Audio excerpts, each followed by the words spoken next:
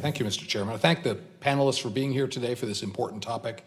Montanans reasonably think that being on the national do not call list means they won't get called, except they're getting called a lot, and they're sick and tired of it.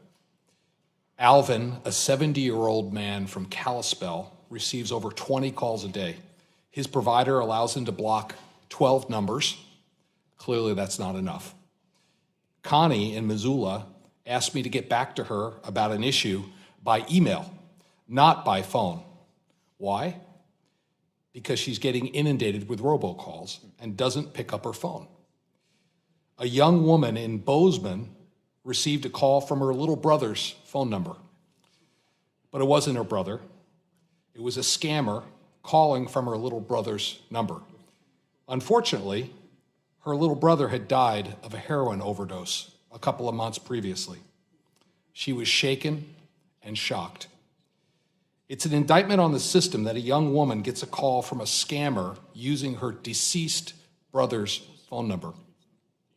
I look forward to solutions, and I'm encouraged by the conversation today to end this practice so no one has to go through what this young woman did. There's a bipartisan agreement here, and I think this needs to be fixed. I look forward to working together with my colleagues to get it fixed.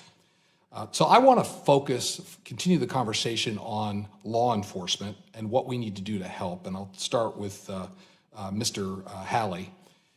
You mentioned the need for increased criminal enforcement in this area to quickly crack down on bad actors. Can you explain what you think can be done to better empower law enforcement to go after bad actors? Sure. Look, there's the TCPA, there's the Truth in Caller ID Act, there are other consumer protection, fraud prevention laws that are on the books. I think as much as anything, it's not so much that we need to change the law as it is that we need to recognize that if this is in fact such a big issue, it's not just a nuisance issue, right? It's a real issue that affects not just healthcare institutions, but banks and many other industries as well that are having similar problems. We need to recognize that. It's not just about a nuisance, it's about real crime, real fraud. And for those types of calls, I think we just need to sort of double down and quadruple down on our commitment to actually enforce laws and go after those who are committing crime. Okay. Mr. Foss, would you like to add anything to that? Yeah, I said this kind of before. The enforcement side doesn't seem to be working as strongly as the prevention side. So I would just, do we need all of the prongs of this? Absolutely. I don't know. I don't have any specific recommendations over there, right? The things that I always usually suggest are looking at this problem from different angles, right? Looking at it with the new technology. Don't look at it. This is a very different type of crime that's being perpetrated. It's been traced back, and things need to change nowadays. And again, things that like U.S. Telecom are doing and things, and having new tools like our honeypot and things like that. I think that we can absolutely do that. Okay. I would just say we can probably do more, and we are now doing more also at the state level, really coordinating with state attorneys general as well for particular incidents that are going on within the state borders. Okay. Mr. Summit, anything you'd add? Sure. Technology can solve a lot of things, but it can't. It's not the end all. It's not 100%. And as much as I would like to agree, I would respectfully disagree with enforcement.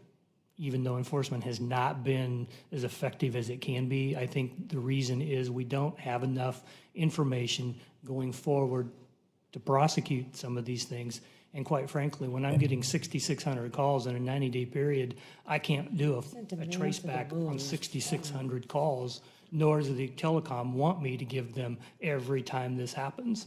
So enforcement side of this and giving the latitude of the FTC to the FCC to pursue with cooperation from us, providing data to them is a key part of this.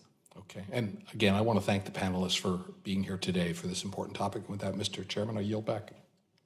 Gentleman yields back. Chair now recognizes Ms. Eshu for 5.